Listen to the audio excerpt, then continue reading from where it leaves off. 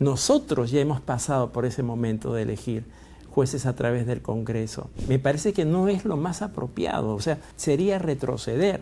Hoy día la mejor forma es la independencia. Por eso le digo que no debe tener ninguna posibilidad de duda que la persona que nosotros hemos elegido es la persona más imparcial y el mecanismo ha sido el más imparcial posible. El juez tiene que ser la persona más imparcial, lo mismo que un fiscal, la persona más imparcial. Bien, estamos con el presidente de la Junta Nacional de Justicia, el doctor Antonio de la Haza. Esta sería la última entrevista que nos brindaría en el cargo, ¿no?, como magistrado de esta institución. Doctor, gracias por recibirnos. Muchas gracias también por la entrevista y como bien indicas es lo más probable la última entrevista del año para mi gestión. ¿Qué reflexión principal le deja este año que ya pasó, que fue su último periodo como presidente de la Junta? Desde un punto de vista personal e institucional me parece que ha sido sumamente positivo. ¿Por qué ha sido positivo? Porque la Junta Nacional de Justicia se ha hecho evidente su rol, su importancia que cumple dentro de la gestión de un sistema de administración, dentro de lo que podría ser el gran aparato que es el Poder Judicial, ¿no? Dentro de ese punto de vista conceptual, los resultados que nosotros hemos tenido han sido sumamente positivos, dando cumplimiento a nuestro mandato constitucional y dando cumplimiento a la institucionalidad del país. ¿Y sería un poco exagerado decir, sobrevivieron como institución? Si nosotros quisiéramos ver el tema de sobrevivencia al hecho que dos miembros del Pleno de la Junta Nacional de Justicia han continuado en la gestión, podría entenderse como un tema de sobrevivencia, porque en ese momento, cuando éramos 5 miembros, en realidad se limitaba un poco los resultados que nosotros podríamos aspirar dentro de la gestión.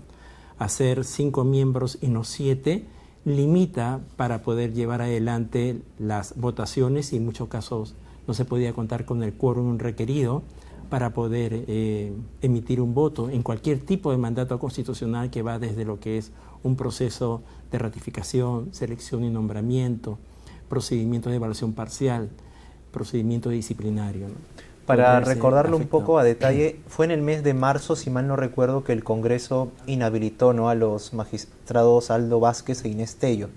Y ustedes se quedaron con 5 integrantes por un periodo de 4, 5 meses. Más o menos 2 meses fue el tiempo que nos quedamos con 5 integrantes. ¿Cuál fue el impacto, no? Fue alto.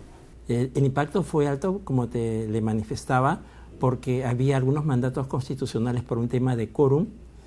No podíamos llevar adelante las votaciones, porque al ser 5 miembros y ya no 7, eso limitaba, por ejemplo, para llevar adelante un proceso disciplinario o poder llevar adelante un proceso de ratificación. Entonces, nuestra efectividad estaba siendo limitada.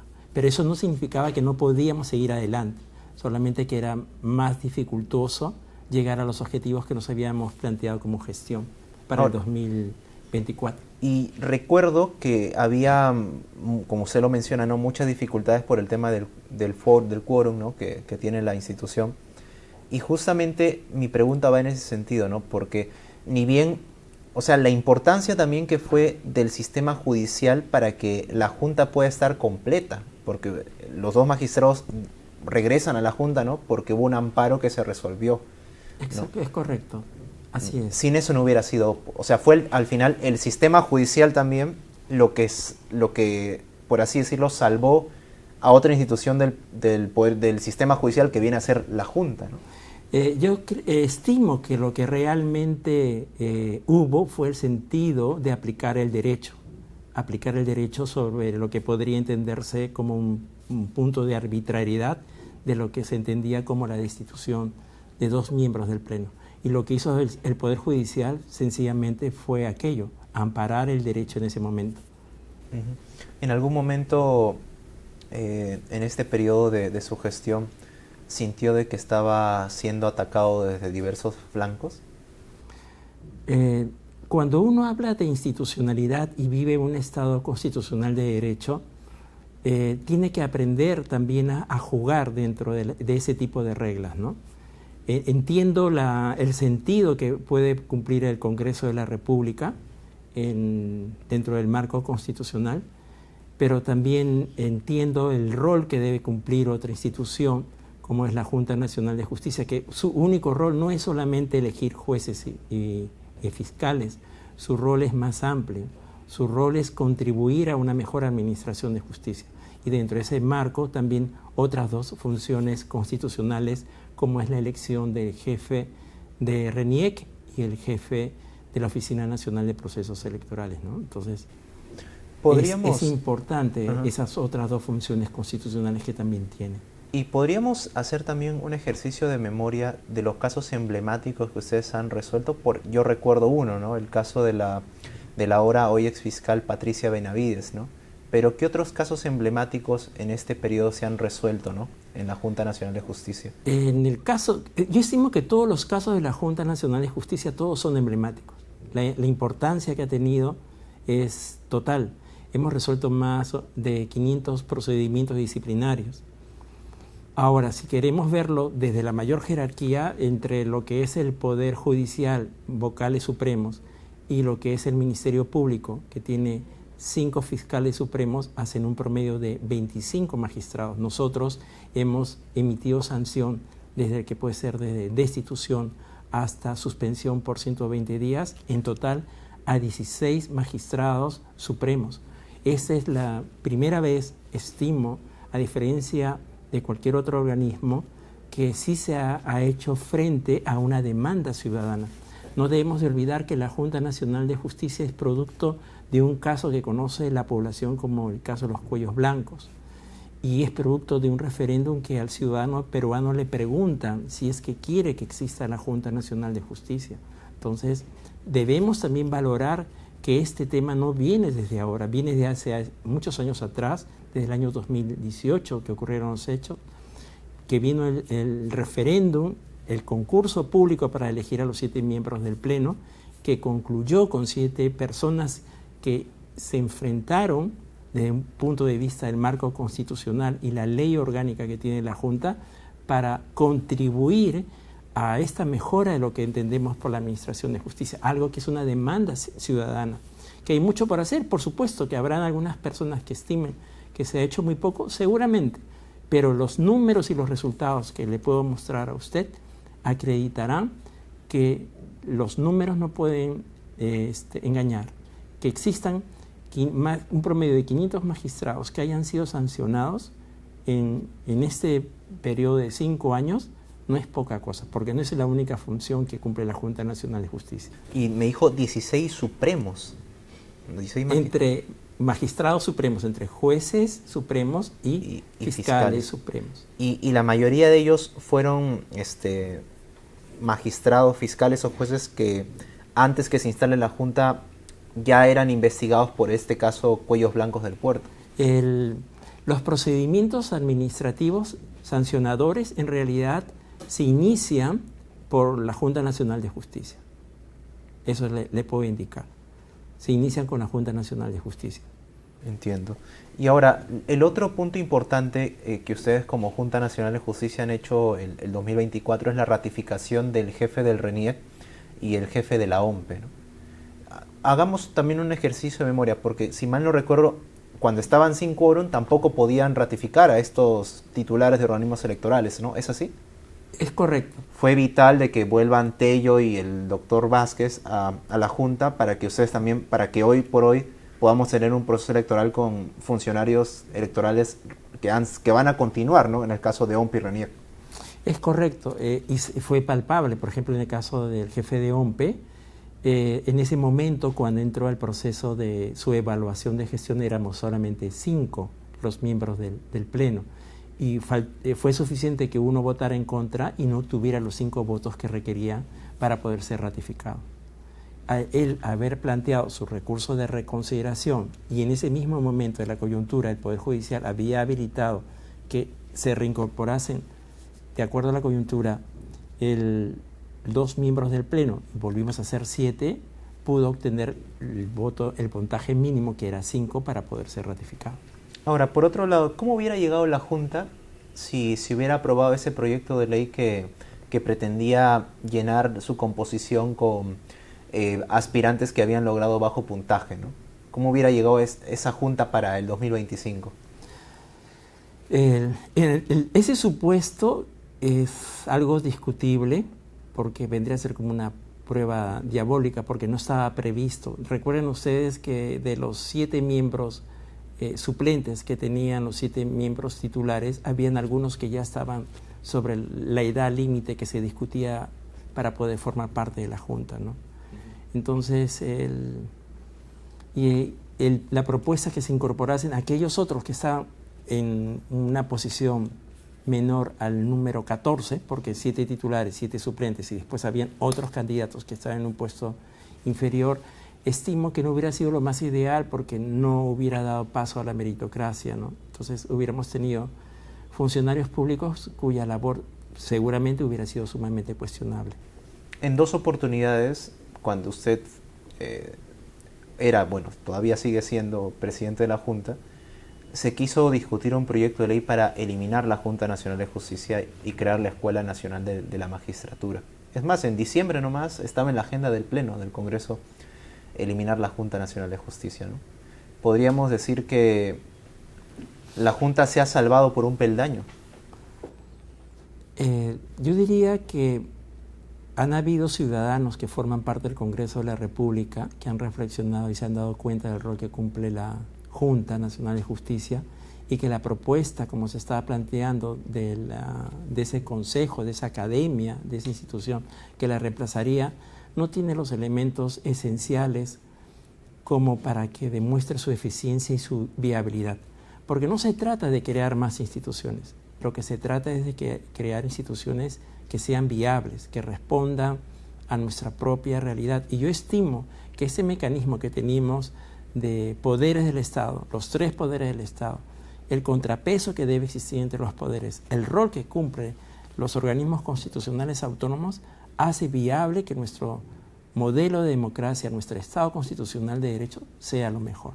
Tener una institución sumamente jerarquizada, que la tratan de comparar como si fuese la academia diplomática o alguna institución castrense, nos demuestra que en vez de avanzar en lo que es un mundo globalizado, un Estado constitucional, sería un retroceso. Entonces, estimo que dentro del Congreso de la República hubo una reflexión, que hay congresistas que se dan cuenta de la importancia del rol que cumple la Junta Nacional de Justicia y la importancia de tener institucionalidad en este juego de poderes. Eso es lo más importante y que rescato de ese proyecto de ley que no fue aprobado en su momento. Pero esa es una reflexión en la que ya no va a haber nuevamente ese intento, ¿o es una reflexión momentánea? O sea, mi pregunta es, usted ya va a dejar el cargo de presidente de la Junta, ¿no? Pero ¿cree que ese riesgo prevalece para su sucesor? O sea, el riesgo porque es un proyecto de ley que no ha sido retirado. Siempre el riesgo va a existir, es indiscutible. Pero lo más importante, y ahí viene el reto de los nuevos miembros del Pleno de la Junta Nacional de Justicia, que sepan argumentar, explicar y decir por qué la institucionalidad como está planteada es lo que debe de primar, antes de crear otra institución con un rol totalmente distinto para tratar de incorporar a jueces y fiscales cuando no considera otras variables previas, por ejemplo, el tema de las ratificaciones de los jueces y fiscales cuando falta información para poder nombrarlos. Hay cosas por hacer antes de estar creando otro tipo de instituciones, ¿no? Ha habido siempre una narrativa de que la Junta Nacional de Justicia es un organismo, y lo voy a citar tal cual, ¿no?, de parte de los sectores críticos a la Junta, es un organismo, usan esa palabra, caviar, ¿no? Es un organismo caviar, pero no recuerdan los resultados que hubo en el referéndum, ¿no? ¿Cómo toma usted de que siempre se quiera modificar algunos aspectos de la Junta por votación en el hemiciclo y pese a que la Junta fue creada, como usted bien lo señaló, en referéndum? O sea, creo que más del 80% votó de la a favor. población votó a favor de la existencia de la creación de la Junta Nacional. Cuando uno se encuentra con una persona que usa la expresión que usted ha empleado, le soy sincero, lo único que está acreditando es que no tiene argumentos suficientes, falta de argumentos, para poder demostrar que su punto de vista tiene mejor criterio que el que uno le está planteando. Entonces, en realidad, ese es mi primer sentir, ¿no? A la falta de argumentos, lo único que queda es ponerte un cliché.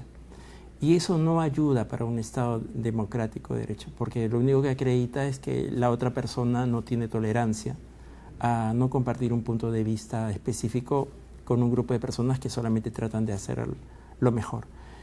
Lo que yo sí le puedo decir es que todos los miembros de la Junta, y en especial mi persona, somos netamente demócratas, somos institucionalistas y en mi caso me considero una persona netamente republicana. ¿Y cree que sus sucesores también lo son? Espero que sí. Es su responsabilidad es de desenvolverse dentro del marco constitucional. ¿Qué puede pasar si la Junta deja de existir? Para que eso ocurra, no es tan fácil que la Junta Nacional de Justicia desaparezca. Estimo que... ¿Cuál es el principal riesgo, no? Pero cuando nosotros decimos que deje de existir o que deje de... O que sea reemplazada, ¿no? O que sea reemplazada o que pierda algunas funciones constitucionales que tiene en este momento. Porque si uno se pone a ver, la Junta Nacional de Justicia es una piedra angular de todo el sistema de la administración de justicia. Hemos demostrado, y le puedo decir con números, por ejemplo, para que usted tenga una idea, aquellas personas que siempre discuten sobre la labor de la Junta Nacional de Justicia, cuánto nosotros hemos hecho. Debe de recordar usted que nosotros heredamos una cartera de procesos que estaban en trámite del Consejo Nacional de la Magistratura del año 2018 al 2020. Nosotros asumimos el año 2020 al año 2025, hubieron 2 años de pandemia. El Ministerio de Economía, como era obvio, por un estado de necesidad, un interés público, tuvo que coger nuestros recursos y distraerlo y dedicarlo a lo que era salud pública, lo cual es viable, no lo discutimos. Y en realidad, 3 años de gestión es lo que nosotros hemos efectivas al 100% le hemos dado con toda nuestra capacidad. Para que usted tenga solamente una idea, hemos... En la selección de nombramientos hemos nombrado 702 personas, 702.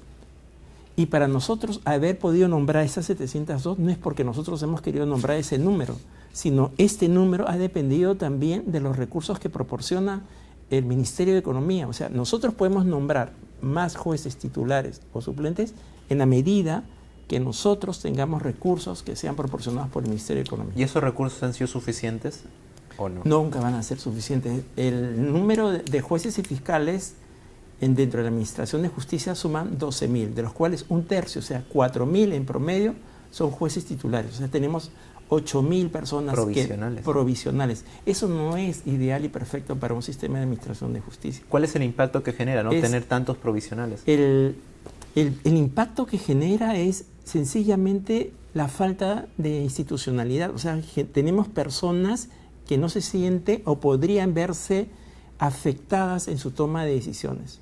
Podrían verse afectadas. O sea, no decimos... Tentadas. O tentadas. El tema de la autonomía, en que su decisión tenga un respaldo en sí mismo, de ser juez por sí mismo, que no dependa de una persona que pueda nombrarlas o retirarlas en el momento que estime pertinente, sea juez o fiscal, afecta indiscutiblemente.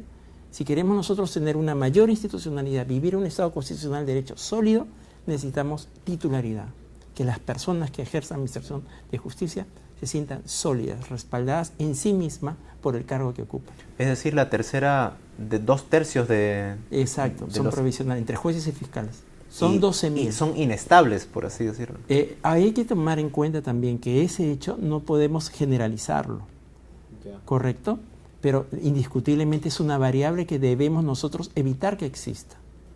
La titularidad debe ser la regla, no debe ser la provisionalidad. Acá estamos viendo que la titularidad no es la regla. Y mayormente la titularidad es por falta de recursos, o sea... Indiscutiblemente, porque como le indico, yo para poder nombrar como Junta Nacional de Justicia a un juez o un fiscal, previamente necesito tener la partida presupuestal aprobada por el Ministerio de Economía y aprobada también por el Poder Judicial. Una vez que se encuentran con esas 2 aprobaciones, recién se puede proceder a hacer un concurso público de nombramiento, ya sea de juez o fiscal.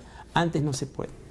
Y cuando se ha debatido la ley de presupuesto, ¿no han puesto de conocimiento Por supuesto, este problema? ¿Y qué les dicen? Cuando fui a sustentar el presupuesto para este año, por ejemplo, el Ministerio de Economía a nosotros nos aprobó 47 millones de soles y hoy día ha aprobado 45 millones de soles. Mucho menos, pero son 2 millones de soles.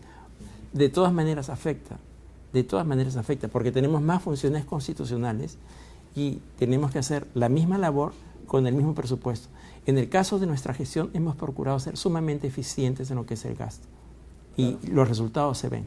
O sea, con todo el presupuesto que hemos tenido, nosotros hemos gastado aproximadamente un 94.5% del presupuesto asignado.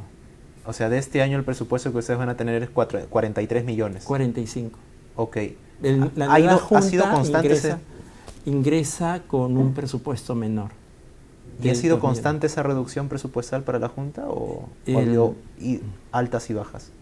Ha habido altas y bajas. O sea, ese dato sí no lo tengo en mente en este momento, pero le diría que en relación al presupuesto de este año es menor al del año 2024. Y del total, ¿cuántos jueces o fiscales titulares cree usted que necesitaría el sistema como tal, ¿no?, para poder operar de una manera más efectiva? Yo creo que no se trata de números. Podríamos tener 20.000, 50.000 jueces, entre jueces y fiscales. Lo que necesitamos es mejorar también la eficiencia. La eficiencia. Y mejorar la eficiencia significa apoyar en el desarrollo personal y profesional del magistrado, sea juez o sea fiscal. Y también implica, dentro de ese gran conglomerado que es la administración pública en lo que es Poder Judicial, también dar una mirada a lo que es el área de soporte, secretarios, personal administrativo, personal técnico, porque no solamente son jueces y fiscales, es toda la administración de justicia, ¿no? O sea, es un conglomerado y debemos de verlo como tal. Siempre hablamos del juez y fiscal, pero nos olvidamos del apoyo. También es importante ver el apoyo. Para cerrar esta parte, siempre que se habla de la Junta Nacional de Justicia se hace referencia a la administración de justicia, pero pocas veces se hace énfasis en la administración del sistema electoral, ¿no? A lo que voy es que el proyecto que planteaba crear la Escuela Nacional de la Magistratura proponía que esta escuela no elija al jefe de la OMPE y el jefe del RENIEC, sino que sea el Congreso quien elija. O sea, en los hechos les estaba quitando una facultad a ustedes, ¿no?, que es de elegir y ratificar esas autoridades. ¿Cuál es el riesgo? Los modelos democráticos evolucionan, las constituciones también evolucionan. Hoy en día el punto más alto siempre se tiende a reflexionar que debe ser organismos independientes, con criterio técnico antes que cualquier otro factor como el político. El hecho de que tú puedas elegir al jefe de OMPE RENIEC podría cuestionarse su imparcialidad al momento de tomar decisiones en lo que es un proceso electoral. O sea, sí es el poder político. Sí es el poder político. Entonces, ese simple factor del podría debe ser evitado. Y estimo que el mejor mecanismo que se cuenta es ese mecanismo a través de elecciones indirectas que te lleva a formar un colegiado que elija a su vez al jefe de OMPE RENIEC. Porque ustedes deben de considerar que los 7 miembros de la Junta Nacional de Justicia son elegidos por otras personas que han sido elegidas por otros organismos también constitucionales, como puede ser el fiscal de la Nación, el presidente del Poder Judicial, el Contralor General de la República, el representante de las universidades públicas, el representante de las universidades privadas. Entonces uno ve que ese mecanismo tiene un valor agregado, que también forma parte del defensor del pueblo, que forma parte del presidente del Tribunal Constitucional. Ahora, pero haciendo como un poco yo de mi parte como abogado de la contraparte, yo le podría decir, pero yo soy un congresista, yo he sido elegido por el pueblo y mi voto representa la voluntad popular. Es correcto, sí, representa la voluntad popular, pero la voluntad popular también tiene un marco de que tiene que desenvolverse. O sea, el hecho de que uno sea congresista no significa que su razonamiento deba ser arbitrario. Tiene un marco que está dentro del marco constitucional y también tiene el marco de lo que se espera de lo que debe ser un modelo constitucional democrático. Porque también podríamos decir que cualquier otro modelo tiene ciertas características y lo podemos llamar como tal, pero no, este modelo, nuestro país tiene ciertas características que están enmarcadas dentro de la Constitución. Y le pongo otro ejemplo. Hay un proyecto de ley, no recuerdo de qué bancada es, pero menciona que el Congreso también tiene que elegir jueces supremos. Es una propuesta. Ajá, es una propuesta. Es una propuesta, correcto. Como propuesta es aceptable, o sea, dentro de este juego democrático debemos de admitirla, pero nosotros ya hemos pasado por ese momento de elegir jueces a través del Congreso y me parece que no es lo más apropiado, o sea, sería llevar un punto de devolución, sería retroceder. Hoy día la mejor forma es la independencia. Por eso le digo que no debe tener ninguna posibilidad de duda que la persona que nosotros hemos elegido es la persona más imparcial y el mecanismo ha sido el más imparcial posible, que no responde a ninguna idea o ideológica declarada, ¿no? El juez tiene que ser la persona más imparcial, lo mismo que un fiscal, la persona más imparcial.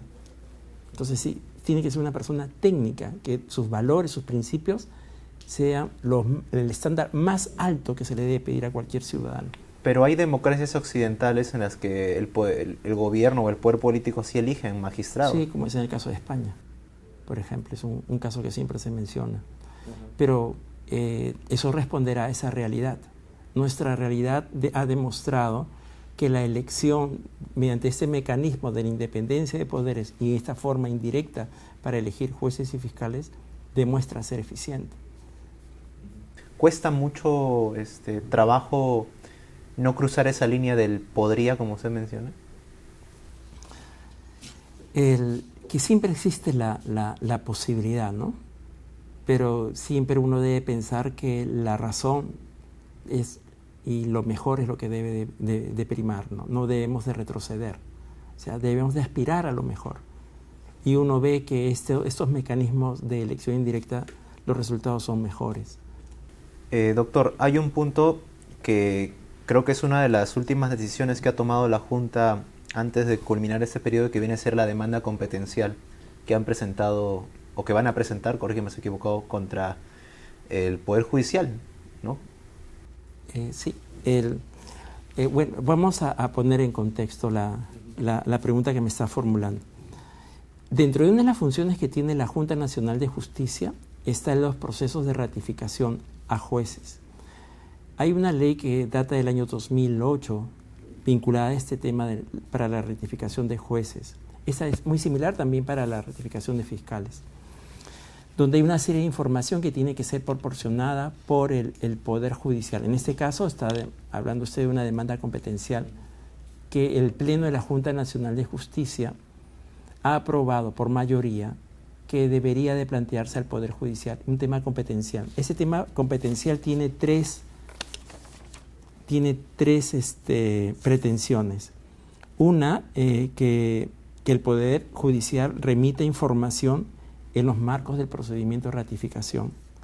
El otro es que el Poder Judicial cumpla con establecer cuál es la carga estándar. O sea, todo magistrado tiene que tener una carga estándar para decir yo estoy obligado como magistrado, de acuerdo a esta coyuntura, de acuerdo a esa ubicación geográfica, de acuerdo a esta localidad, de acuerdo a esos mecanismos de seguridad, de acuerdo a una de esas 16 especialidades que puede tener un juez, a responder y decir mi carga estándar que yo tengo que producir este año es de tantos expedientes.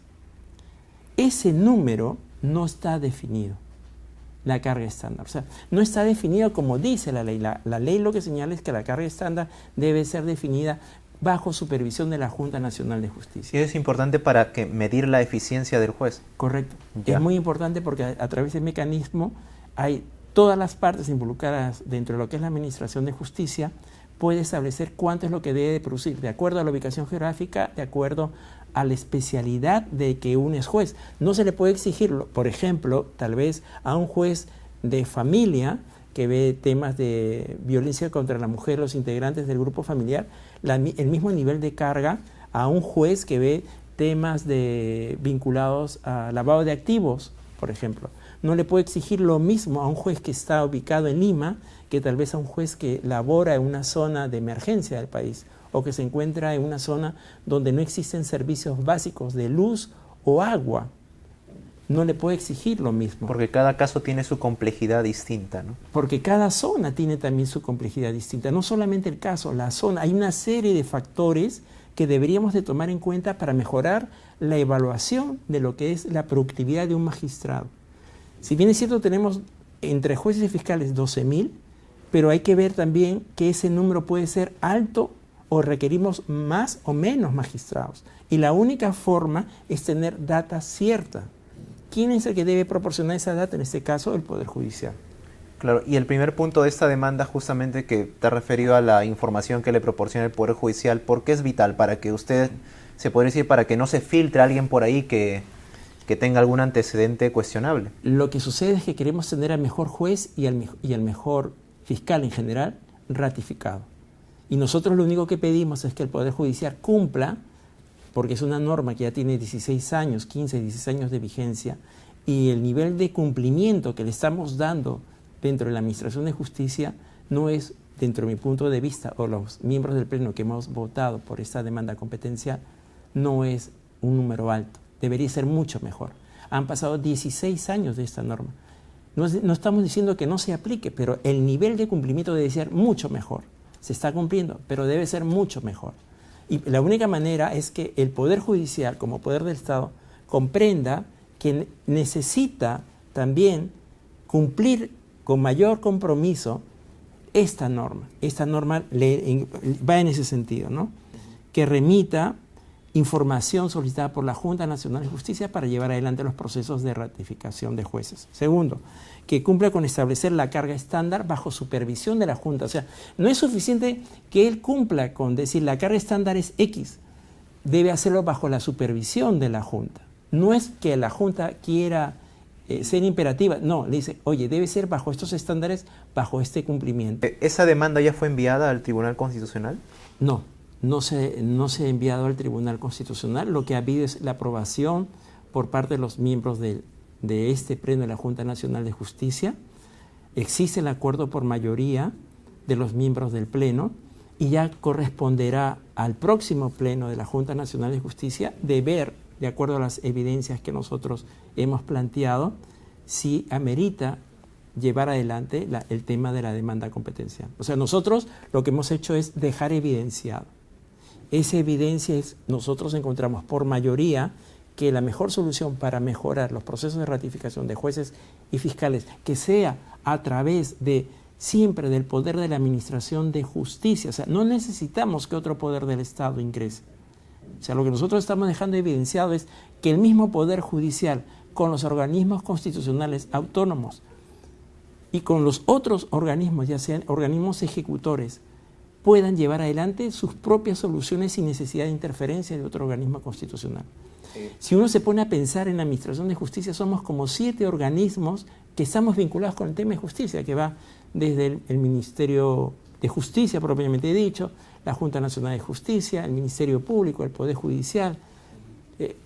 Ahí están los organismos. Pero sería un mal gesto que la nueva Junta no continúe con esa demanda, ¿no?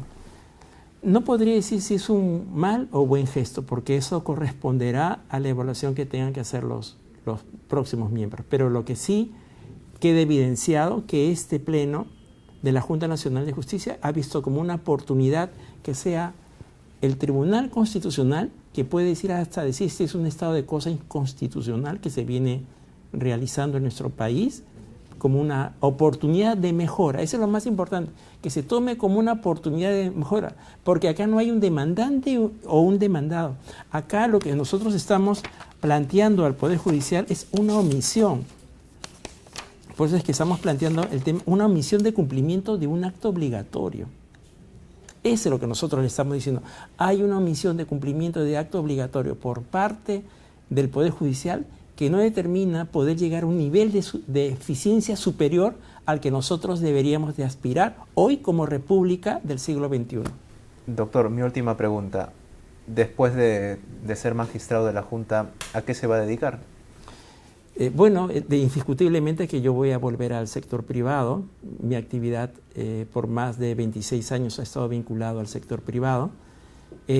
Como ciudadano vi que tenía una oportunidad de servir a mi país. Lo he hecho con la mejor voluntad desde el primer día que juramenté, un 6 de enero del año 2020, hasta el día de hoy. ¿No le interesa la política? No, la verdad que no. O sea, no me es relevante. O sea, yo deseo regresar a lo mío, que es el aspecto académico y regresar al sector privado. ¿Y participar en el sistema de justicia, quizás postular ser juez, fiscal en algún momento? por norma expresa, aun No, cuando no lo se quisiera puede. hacer, no lo puedo hacer. Bien, corríjame, estoy equivocado, pero me da la impresión de que en este último año la trifulca política le ha hecho perder el tiempo.